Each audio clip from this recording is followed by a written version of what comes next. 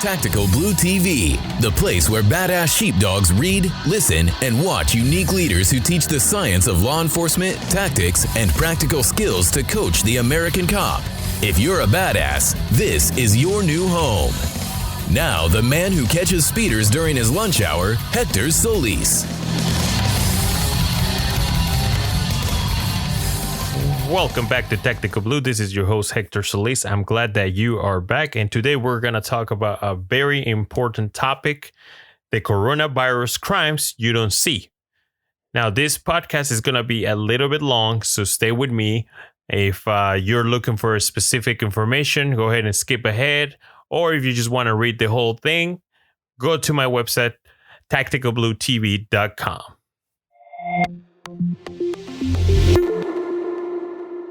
If you're like many law enforcement officers, then you are ready to go back to the streets to fight crime and suppress evil.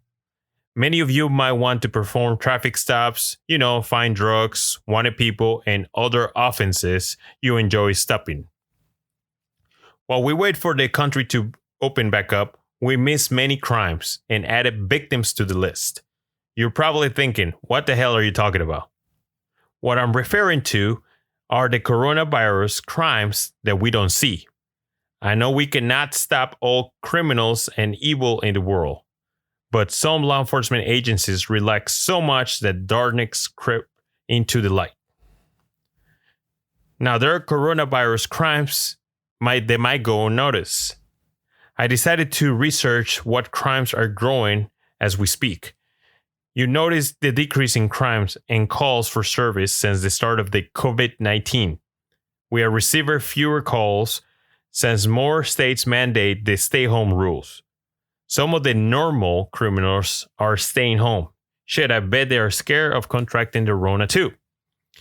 Don't get me wrong. I love not responding to BS calls for service. But I hate knowing that crimes are happening without my knowledge. Also, without the ability to stop them. Let's explore some of these offenses. I'm going to dig a little bit more into some crimes than others. As of today, the current national data isn't available on NIVERS for me to explore.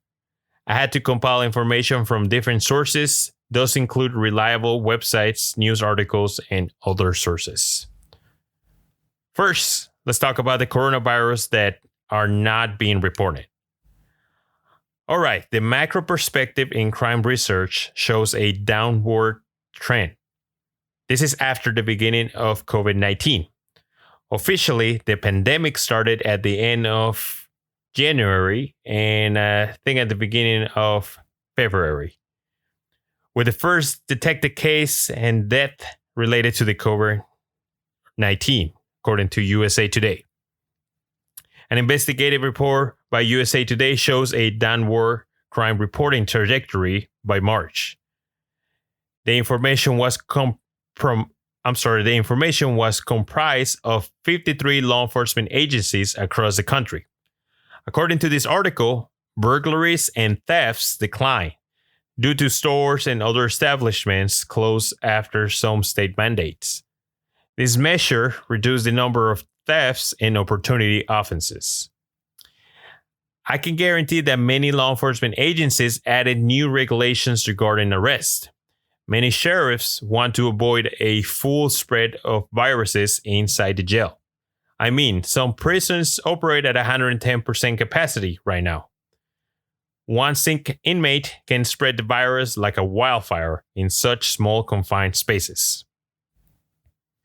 The New York Police Commissioner, I quote, said, "I'm sure that there is still crime happening that isn't being reported. But overall, we've seen a pretty steep drop in crime. My department issued a directive to avoid traffic stops. Therefore, avoid citizen contact as much as possible." Other reason for certain coronavirus crimes like DWIs, that's how we call them in Texas, or DUIs, drinking and driving in your state, is that many bars stop operating.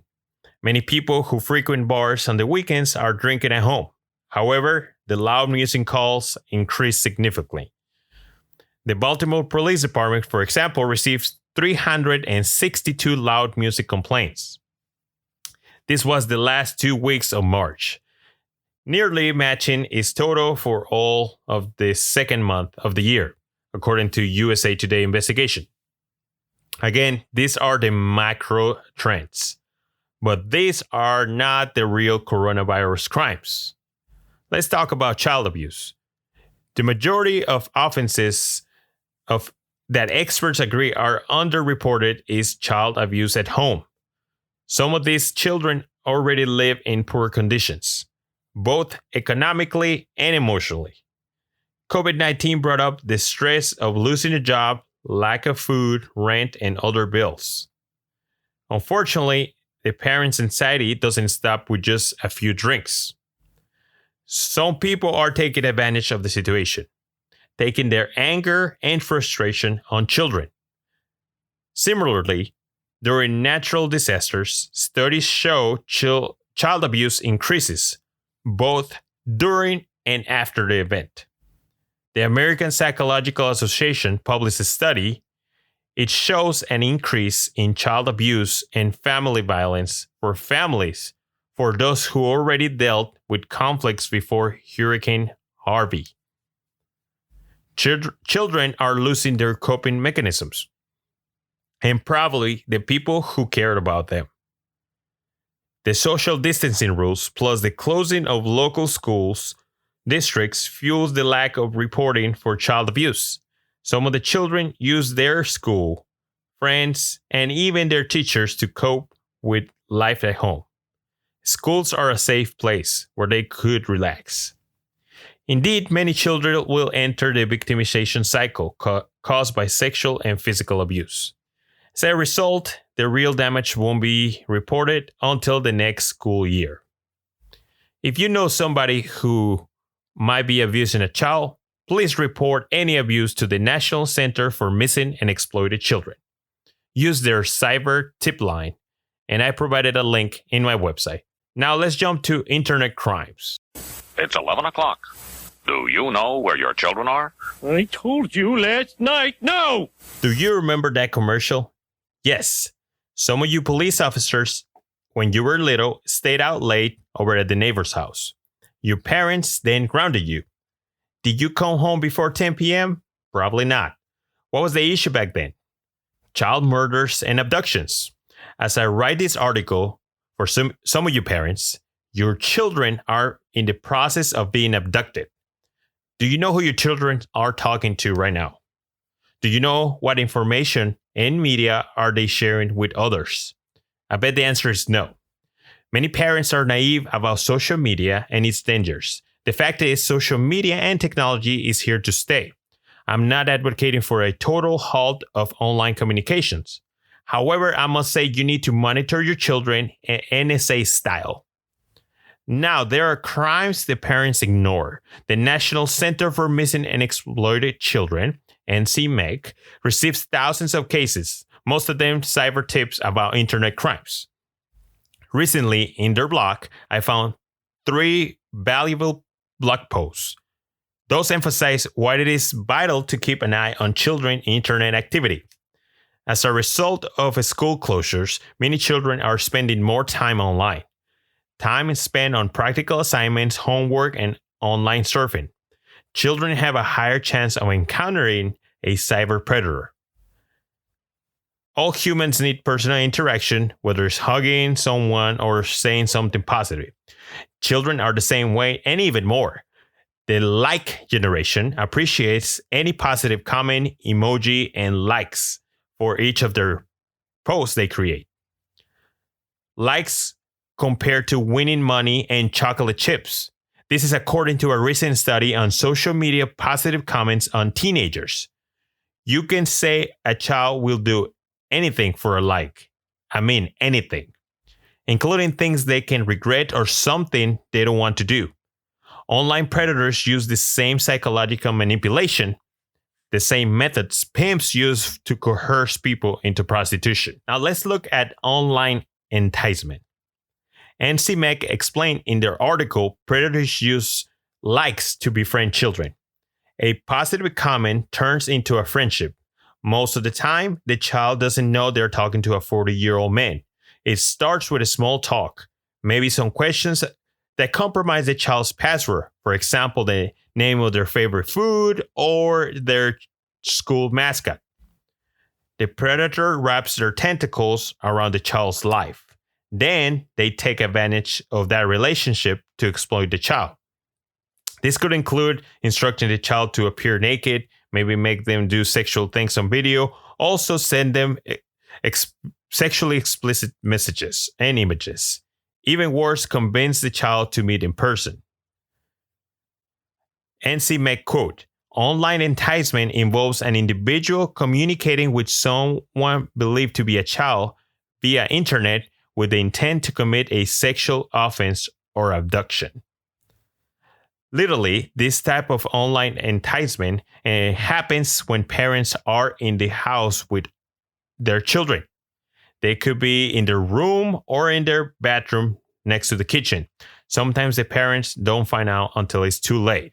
Thus, anytime you encounter a case like this, as a police officer, make sure you interview the juvenile victim. In some cases, the young victim is trying to find a person who cares for them.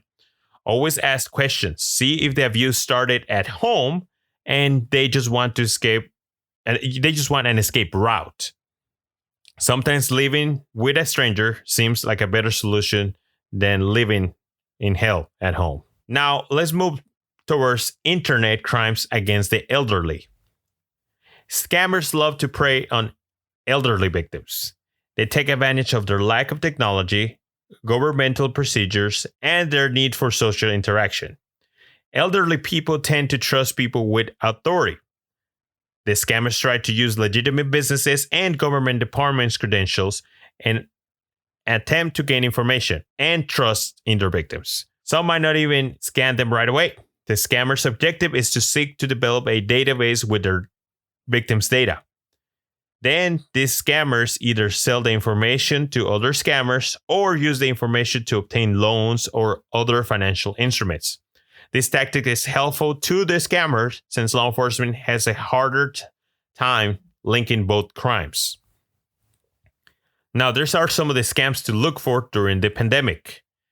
Many scammers are using the pandemic as a tool. They want to obtain personal information, financial information from their victims. Some might pretend to be local or state health workers, thus inquiring about the person's health and well-being.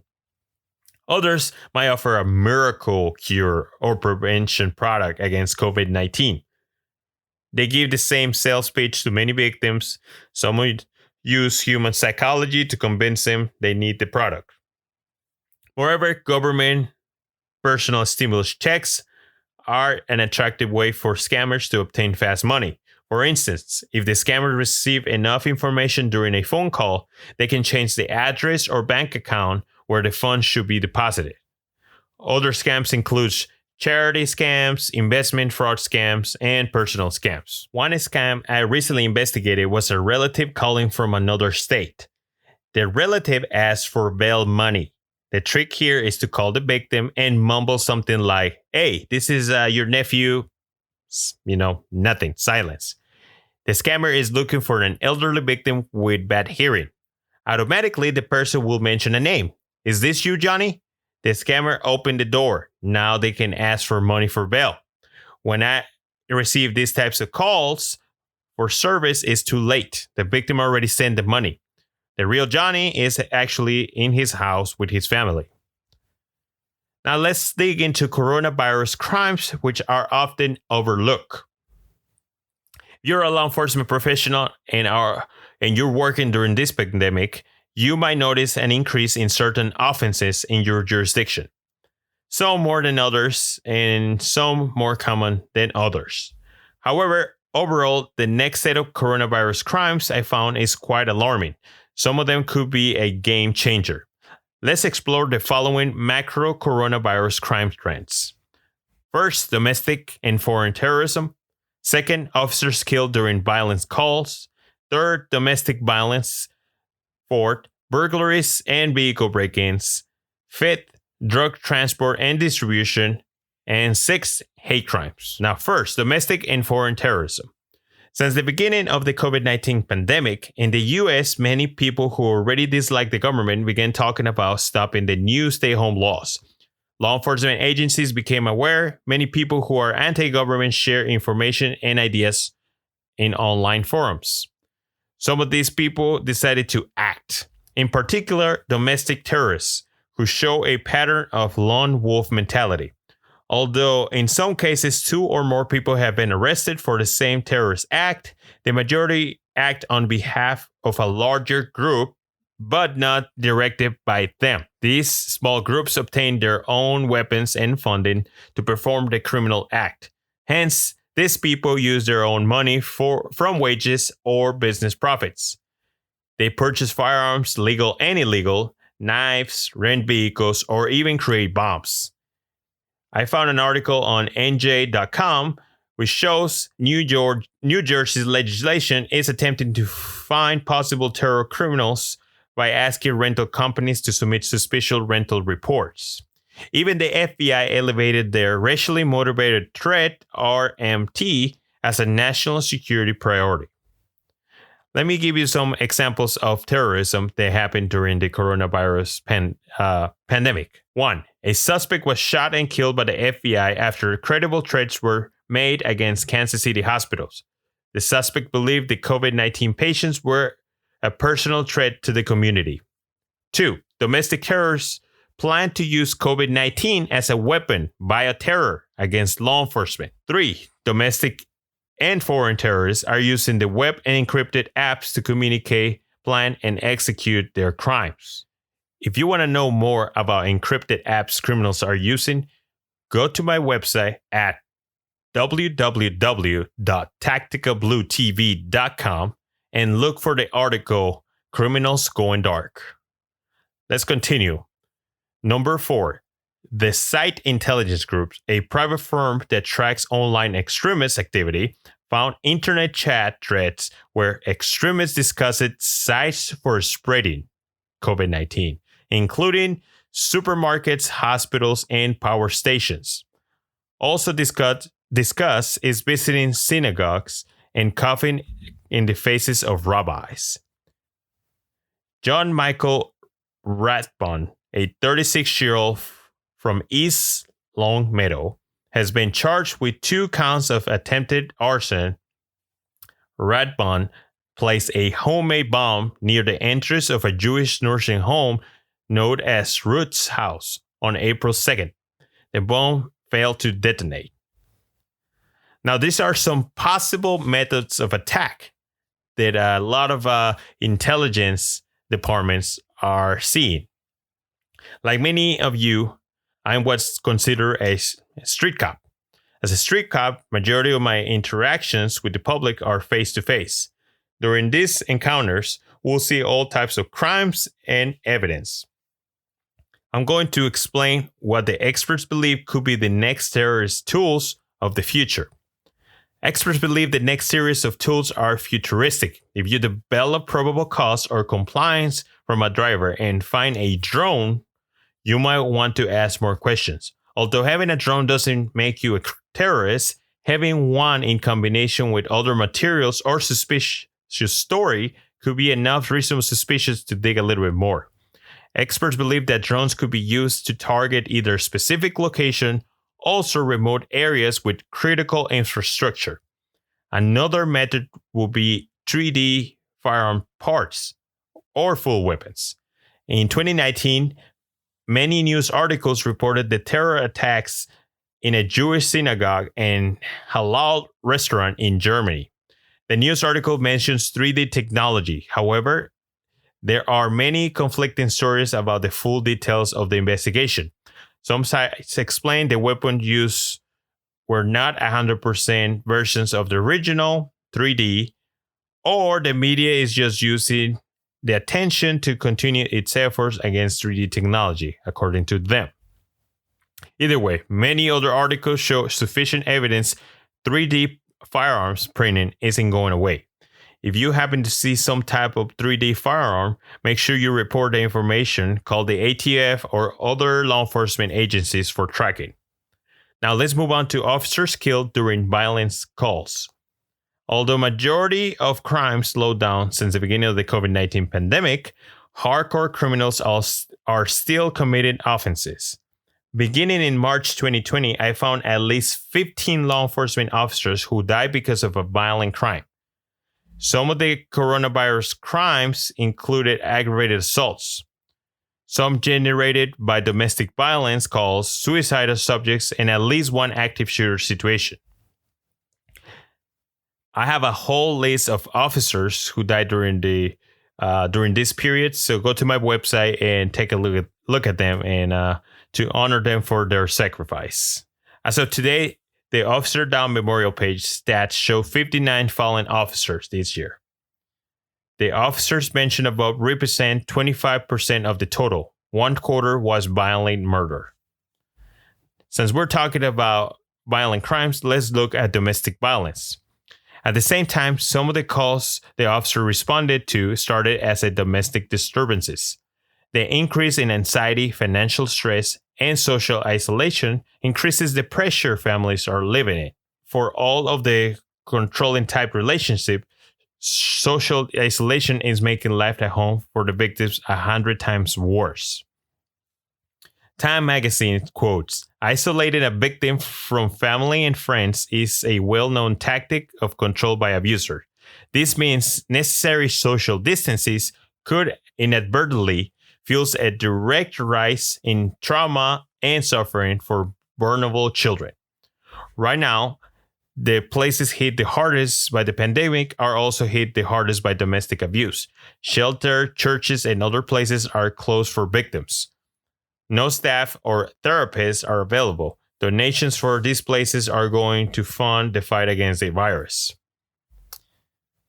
A New York writer writes in her article that movement restrictions aimed to stop the spread of the coronavirus might be making violence in homes more frequent, more severe, and more dangerous. She even explained this is an isolated event, but a global epidemic.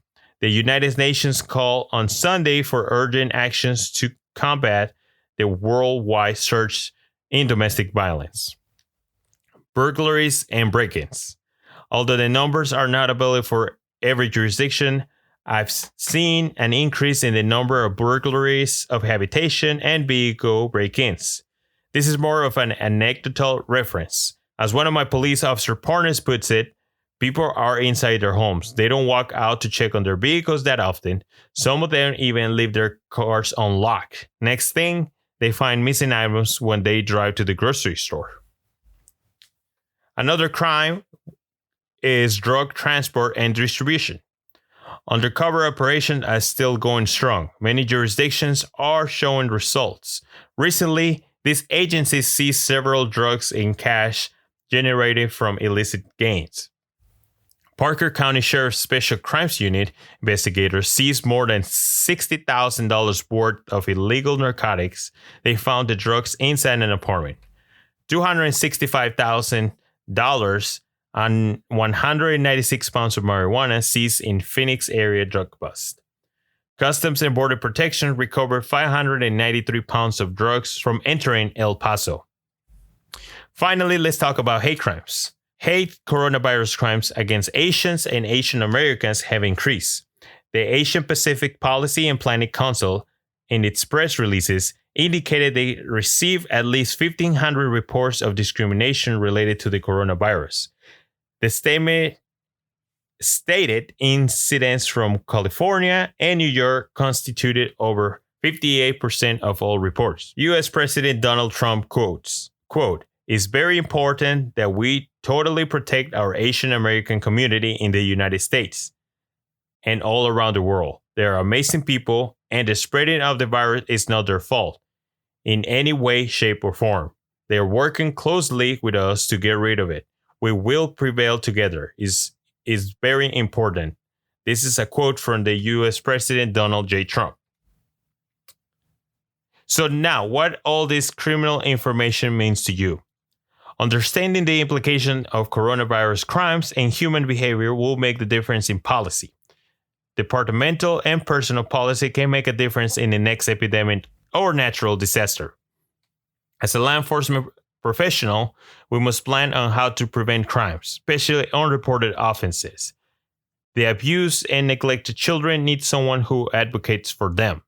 The macro plan is to develop tools, resources, and training. The next generation of police officers will encounter these issues. We cannot turn our heads and ignore these crimes. We must protect the innocent and vulnerable. Who are the most susceptible? Then children, elderly people, and women under constant abuse. All of them. Together, they create a new type of victim, the pandemic victims. At the same time, we must protect the general public, radicals who want to use the First and Second Amendment as a shield to encourage violent public acts. These are not patriots, because a real patriot protects others while safeguarding constitutional rights. Finally, some officers pay the ultimate price and give everything to safeguard us all. To every single mother, father, wife, son, and daughter, your loved one loved us too. They did not see race, creed, or religion. They saw a victim and the devil trying to harm them. Although they didn't survive, they won the battle against evil. There is no greater love than to lay down one's life for one's friends. God bless you, sheepdogs. Stay safe out there. Watch your six. Make sure you take care of each other. Thank you for joining us on another episode of Tactical Blue. If you know other sheepdogs, share this episode.